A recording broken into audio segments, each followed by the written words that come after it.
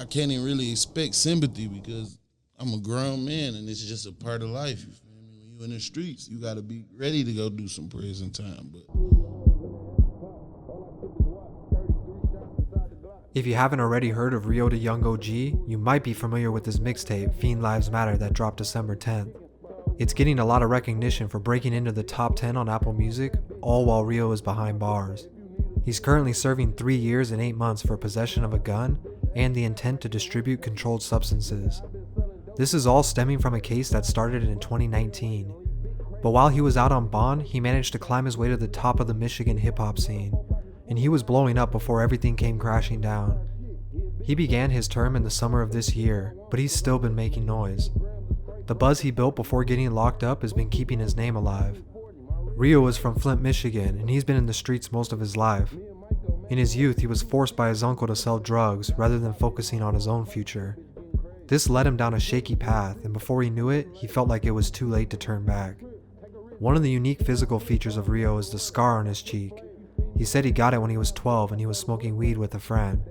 They got hungry and wanted to make french fries, so he heated up a pan of oil. Being high, he forgot about it, and before he knew it, the fire alarm went off. He was young, so the first thing he thought of was to grab water, forgetting about the pan of oil. He threw the pan of grease in a sink, turned on the water, and it exploded all over, scarring his face. Despite doctors offering to remove it, he said it never bothered him and gave him a sense of identity. He made a reputation in the streets and even shot a man in the leg when he tried to steal his bike. But after trying to work regular jobs and juggling his street life, he made the decision to start rapping. it happened fast, but to the outside world, it probably seemed like overnight, but I put in a lot of work. Left the crib with a 50, brought a 100 back. Like a lot of street guys who turned to rapping, he said it was just for fun at first.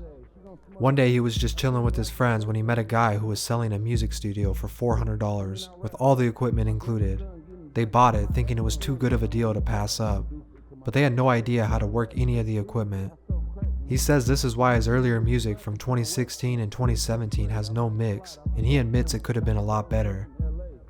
Regardless, he did well enough online that it motivated him to keep going.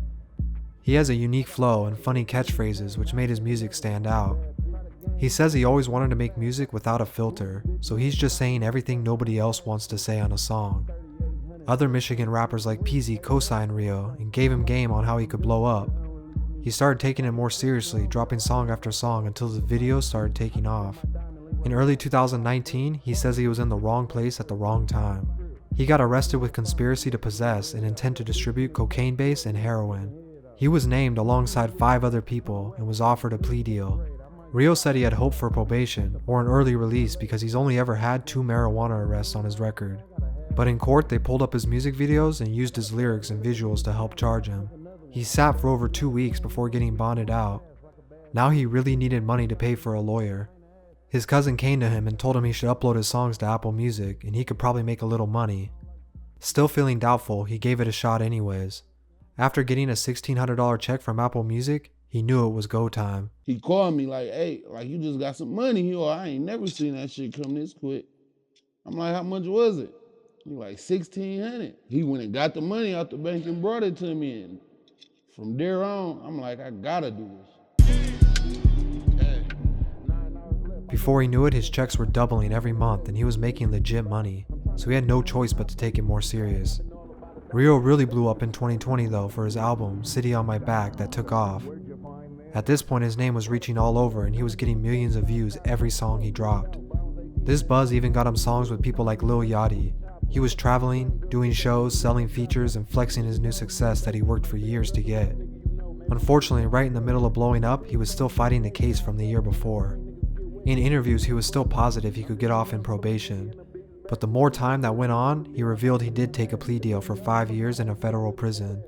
It came to light that the feds had surveillance footage and phone taps that gave him no other option but to take a deal. When it comes to the feds, there's a high chance he won't need to do the full time, so he was really looking at 3.5 years or so. Regardless, this was sad to see after he had just blown up so much in under 1 year. He was about to take things to another level. In March of 2021, he released his song, Last Day Out. In the song, he gave some details on how long he was going away for. Putting a twist on the first day out trend, This song helped him gain more recognition for the people who may not have heard of him or knew what he was going through yet.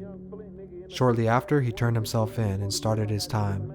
But make no mistake, he had already established himself enough that his team had music and videos that they were dropping to keep his name active.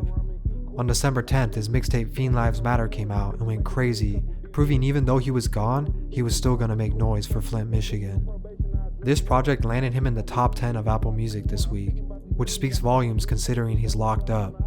It's unfortunate he won't be here to celebrate with his fans, but we can hope he'll be home sooner than expected. And I ain't even doing it to stun on niggas. I want to motivate the broke hating niggas or the niggas with money that's hating, because it's a lot of them. I want to motivate y'all, bro. That's why I'm doing this shit. I love making music. I love taking care of my family, and I love motivating you